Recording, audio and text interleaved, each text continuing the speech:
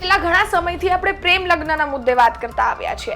પ્રેમ લગ્ન કર્યા બાદ સમાજની બબાલોને લઈને પણ વાત કરી છે, પરંતુ આજની ક્રાઇમ સ્ટોરીમાં આપણે એક્સ્ટ્રા મેરિટલ અફેર પર વાત કરીશું.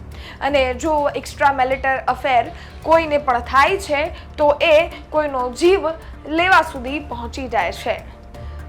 અમદાવાદના સરખેજમાં એક એવી ઘટના બની જે તમે સાંભળી અને તમે પણ ચોંકી જશો. તમને પણ એકવાર સવાલ થશે કે લગ્ન કર્યા બાદ પણ આ બધું થતું હોય અને જો કોઈ યુવાનનો જીવ જાય તો પ્રેમ અને એક્સ્ટ્રા મેરિટલ અફેર ને લગ્ન અને આ બધામાં જે પણ વિવાદો થઈ રહ્યા છે એના કારણો શું, આ શું કામ થઈ રહ્યું છે, લોકોની માનસિકતા, લોકોની વિકૃતતા અને એ લોકોના વસ્તુઓ કરવા સુધીના સ્ટેજ સુધી સમગ્ર ઘટનાની વાત આજની ક્રાઇમ સ્ટોરીમાં. શું અમદાવાદમાં ઘટના બની છે તેની પણ વિગતે વાત આજની ક્રાઇમ સ્ટોરીમાં. નમસ્કાર, ગુજરાત તક સાથે હું જ્યોતિકા.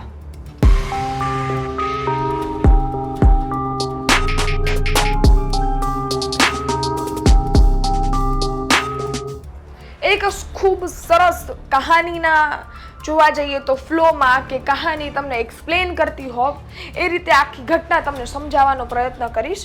કારણ કે આ ઘટના હું તમને એવી રીતે નહીં સમજાવું તો તમને પણ કદાચ નહીં સમજાય.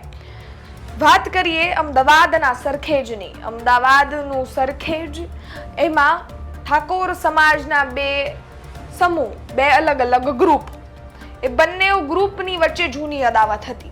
છેલ્લા ઘણા સમયથી એ લોકોની વચ્ચે વિવાદો પણ થતા હતા અને એ લોકોની વચ્ચે બોલાચાલી પણ થતી હતી. પરંતુ આ બોલાચાલી શું કામ થતી હતી, એના પાછળનું કારણ શું હતું એ હું તમને સમજાવું. તો એક જે ગ્રુપ છે એમાંની એક યુવાનની પત્ની બીજા ગ્રુપના એક યુવાન સાથે પ્રેમમાં હતી અને આને જ કારણે આ લોકોની વચ્ચે બોલાચાલી છેલ્લા ઘણા સમયથી થતી હતી. પરંતુ આ જે ઘટના બની એનું કારણ શું, તો એ પણ હું તમને કહી દઉં કે જે બીજા ગ્રુપનો યુવાન છે એને સોશિયલ મીડિયામાં વિવાદિત પોસ્ટ મૂકી આ લોકોના સંબંધોને લઈ. અને એટલે સીધી વાત છે, એનો પતિ છે એ ઉગ્ર થઈ ગયો, ઉગ્રાય, અને જે આ બીજા પક્ષમાં છે એ યુવાનનું નામ આશીષભાઈ છે, તેમની ઉપર જોવા જઈએ તો વાત કરવા ગયા, તેમની ઉપર આક્રોશ વ્યક્ત કરવા ગયા, રોષ વ્યક્ત કરવા ગયા.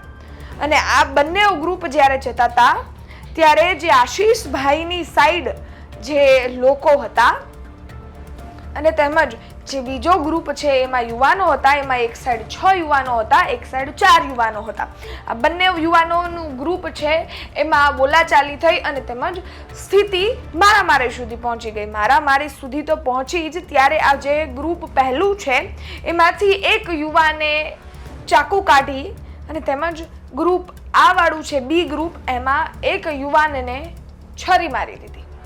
અને જે યુવાનની સાથે બાજવા ગયા હતા તે તો બચી ગયા, પરંતુ જે યુવાનને બચાવવા જે એમના બંને મિત્રો પડ્યા હતા એમાંથી એક મિત્રનું મોત થઈ ગયું. આ સમગ્ર ઘટનાની જાણ થતા પોલીસ સ્ટેશનને ખબર પડતા સરખેજ પોલીસ છે તરત જ ઘટના સ્થળે મોજૂદ થાય છે. અને તેમજ જ્યારે ઘટના સ્થળે મોજૂદ થાય છે તેની પહેલા જ જે ગ્રુપ એના ત્રણેય 6 આરોપી છે એ બધા જ ફરાર થઈ ગયા હોય છે અને તેને ગોતવાના ચક્રો પોલીસ દ્વારા તીવ્રમાન કરવામાં આવે છે. સૌપ્રથમ આ સમગ્ર ઘટનાને લઈ અને પોલીસનો ખુલાસો સામે આવ્યો છે. 4 આરોપીઓ છે તેને ઝડપી લેવામાં આવ્યા છે. 2 આરોપીઓ હાલ પણ ફરાર છે. સૌપ્રથમ એ પોલીસનું નિવેદન સાંભળીએ, ત્યારબાદ પોલીસની નિવેદન સહિત સમગ્ર ઘટનાને લઈ વિગતે વાત કરીએ.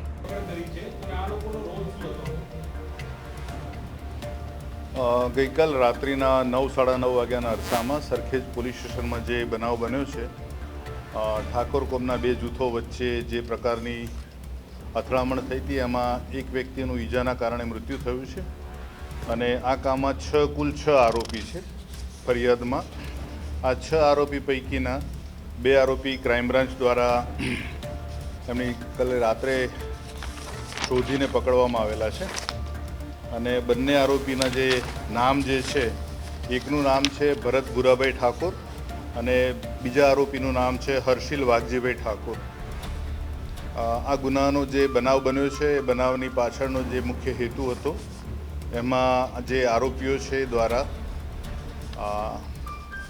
ફરિયાદ પક્ષના એક વ્યક્તિની પત્ની સાથેના સંબંધોના કારણે જે પ્રકારે અગાઉ પણ ઝઘડો થયેલો હતો અને જે આરોપી સાથે સંબંધો ધરાવતા હતા એ આરોપીને પણ ફરીવાર સમજાવવા છતાં આ વસ્તુ જે એમનો પ્રશ્ન હતો આડા સંબંધનો એનો હલ ના આવતા એણે ફરિયાદ પક્ષના જે વ્યક્તિ છે એમને અભદ્ર એમણે કોમેન્ટ કરી અને પોતાના વોટ્સઅપ સ્ટેટસમાં મૂકેલી અને જેના કારણે આ બનાવ બનેલો અને હાલ ક્રાઇમ બ્રાન્ચ દ્વારા આ બંને આરોપીની ધરપકડ કરવામાં આવી છે અને આગળની તપાસ માટે સરખેજ પોલીસને સોંપવામાં આવશે. જે પ્રકારે બનાવ બન્યો હતો એ બાદ જે રીતે આરોપી ભાગ્યા એ પૈકીના હાલ આજે બંને આરોપી છે એ આરોપીઓની માહિતી મળેલી. આમ તો કુલ 6 આરોપી છે, બાકીના 4 આરોપી હાલ અમદાવાદ શહેર વિસ્તારમાં નથી, એના ઉપર પણ કામગીરી ચાલુ રહેલી છે અને આજે બંને આરોપી છે અમારા ટેકનિકલ સર્વેલન્સના આધારે અને કેટલીક જે મોબાઈલ ફોનના લોકેશન્સ વગેરે જે પણ અત્યારે સુવિધા ઉપલબ્ધ છે એ આધારે આ બંનેને પકડવામાં આવેલા છે. ભરત જે ઠાકોર જે પકડાયેલો છે અત્યારે સરખેજ પોલીસ સ્ટેશનમાં એના વિરુદ્ધ અગાઉ 3 જુગારના ગુના નોંધાયેલા છે અને હર્ષિલ વાઘજી વિરુદ્ધ અગાઉ મારામારીના એટલે 324, 325ના અને ગયા વર્ષે એના વિરુદ્ધ ડ્રિંક એન્ડ ડ્રાઈવનો એક ગુનો નોંધાયેલો છે. એટલે બંને આરોપી હાલ જે છે એ ગુનાહિત માનસિકતા ધરાવે છે.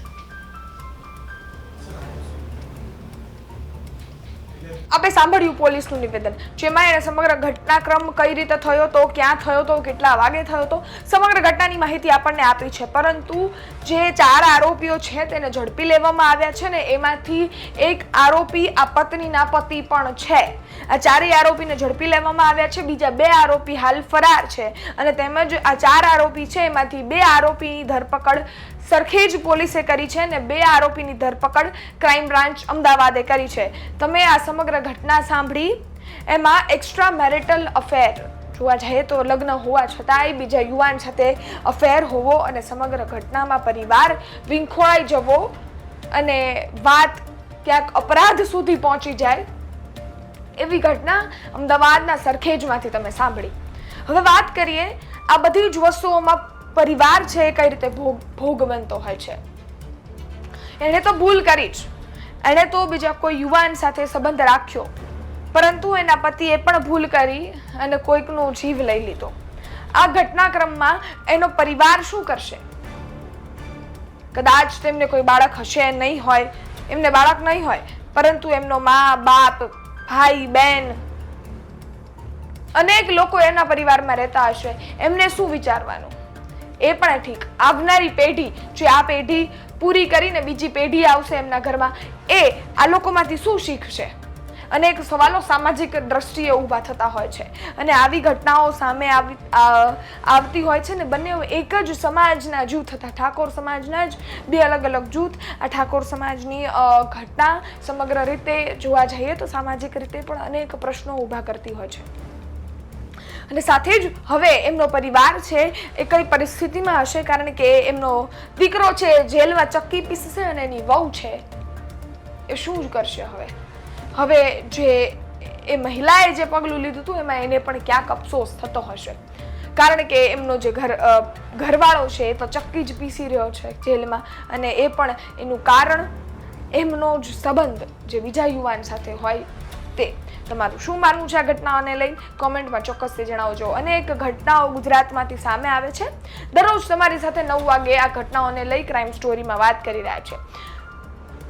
દરેક ઘટનાનો અલગ મોડ હોય છે, દરેક ઘટનાનું અલગ કારણ હોય છે, અલગ અપરાધ હોય છે. પરંતુ આ ગુજરાતમાં જેટલા પણ અપરાધ થઈ રહ્યા છે એ શાંત ક્યારે થશે? ગુજરાત સુરક્ષિત ક્યારે બનશે? ગુજરાતમાં જેટલી પણ વિકૃત વસ્તુઓ થઈ રહી છે એ બંધ ક્યારે થશે? અને એનાથી જે ગુનાહિત પ્રવૃત્તિઓ વધી રહી છે એમાં રોક ક્યારે લાગશે? આ સૌથી મોટો સવાલ દરેક ક્રાઇમ સ્ટોરી બાદ હોય છે. તમારું શું માનવું છે? કોમેન્ટમાં ચોક્કસથી જણાવજો. નવી ક્રાઇમ સ્ટોરી આવતીકાલે 9 વાગે જોવા માટે અમારી યુટ્યુબ ચેનલ જોઈ રહ્યા છો, સબસ્ક્રાઇબ કરો. ઇન્સ્ટાગ્રામ, ફેસબુક પર જોઈ રહ્યા છો, ફોલો કરો. ફરી એકવાર મળીશું આવતીકાલે 9 વાગે નવી ક્રાઇમ સ્ટોરી સાથે, નવા કોઈ ચેપ્ટર સાથે. ત્યાં સુધી રજા આપો, મજા કરો. જય હિન્દ, જય ભારત, ધન્યવાદ.